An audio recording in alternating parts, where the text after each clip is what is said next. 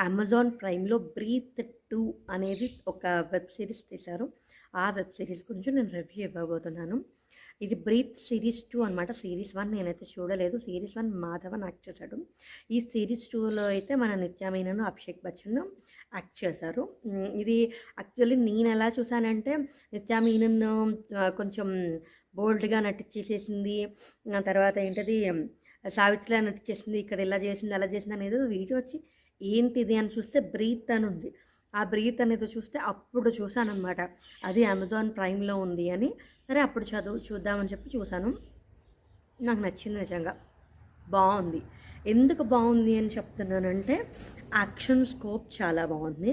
And కథని చాలా బాగా తీసుకెళ్లారు. స్క్రీన్ ప్లే అయితే చాలా బావుంది.